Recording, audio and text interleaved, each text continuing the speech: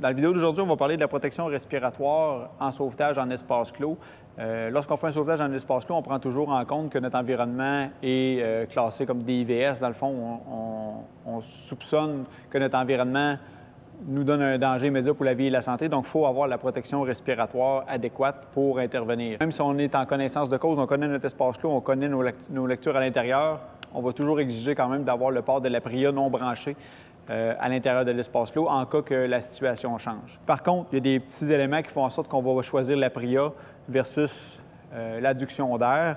Dans le fond, l'APRIA, on va le mettre quand que notre espace, notre accès en fait est plus grand que 24 pouces, lorsque la victime est visible à l'intérieur de notre espace clos et lorsque l'espace clos nous donne l'espace pour 2 sauveteurs à la fois en plus de la victime. Lorsqu'on n'est pas capable de répondre à un de ces critères-là, on va y aller avec l'adduction d'air. C'est là-dessus qu'on va mettre l'emphase aujourd'hui, sur l'adduction d'air.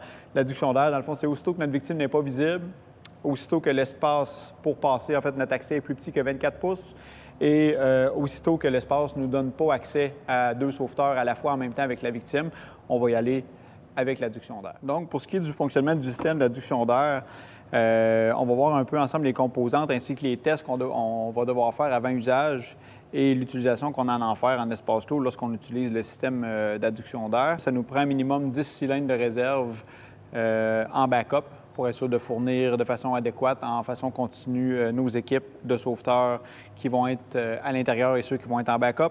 On a nos collecteurs avec des Quick Connect qui vont être installés sur nos cylindres.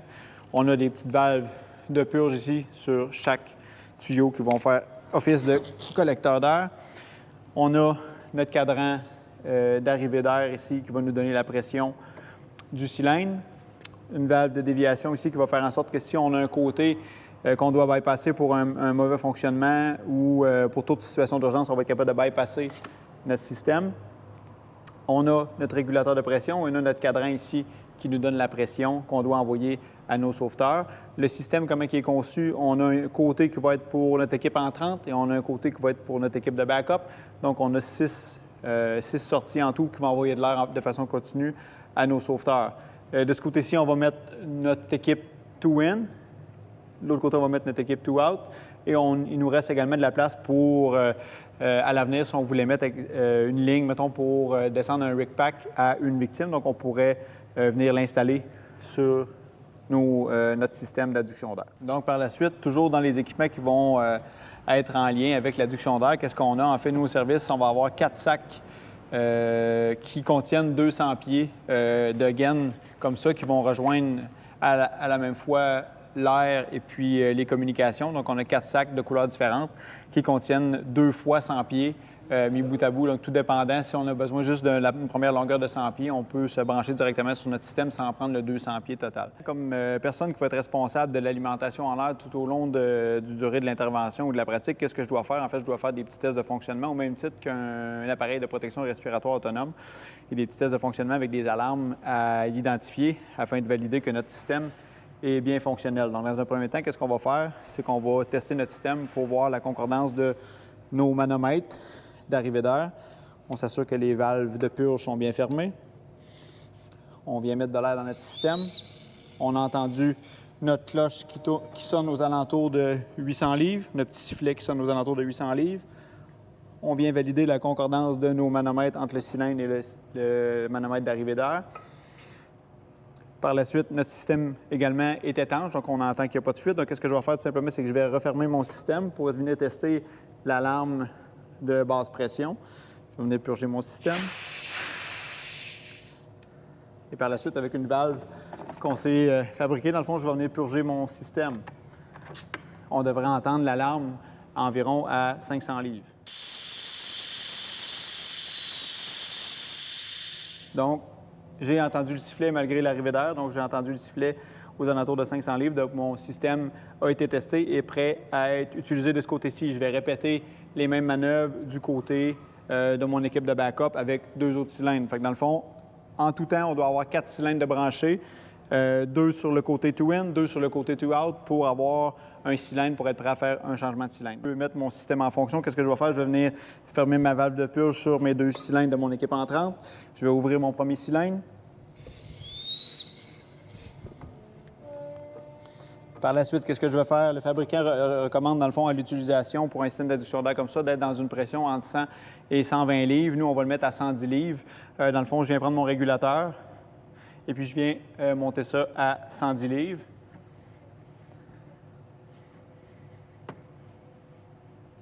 Par la suite, qu'est-ce qu'il me reste à faire? C'est de brancher mes gaines d'adduction d'air pour faire mes tests par la suite avec mes sauveteurs.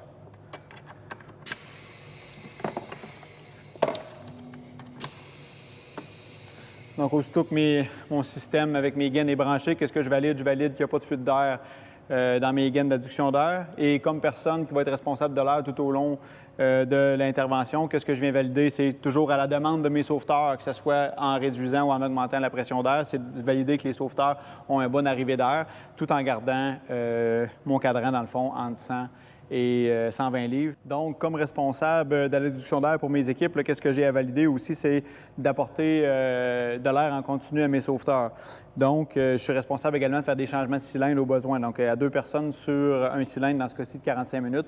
Donc, je vais devoir procéder à des changements de cylindre régulièrement pour fournir à mes équipes un apport d'air en continu.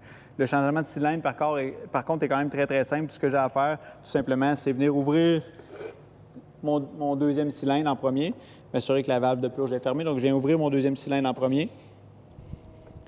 Et le système, lui, muni d'une check valve, dans le fond, à l'endroit ici, va venir balancer et prendre celui qui a le plus d'air entre mes deux. Donc, là, je viens d'ouvrir mon deuxième cylindre. Tout ce que j'ai à faire, tout simplement, c'est de venir fermer mon premier cylindre, venir purger mon premier cylindre. Et à ce moment-là, mes sauveteurs ont de l'air en continu sans faire varier le système. Par la suite, ce que j'ai à faire, tout simplement, c'est remettre un cylindre neuf à la place de mon premier et continuer le processus tout au long de l'intervention. Comme responsable aussi du système d'adduction d'air, advenant le cas qu'il y aurait une défaillance, dans le fond, de mon arrivée d'air d'un côté ou de l'autre, qu'est-ce que je peux venir faire, dans le fond, c'est ouvrir ma valve d'isolation afin de permettre de l'air de passer d'un côté à l'autre, afin d'avoir un apport d'air en continu, advenant le cas qu'il y a une défaillance d'un de mes deux côtés.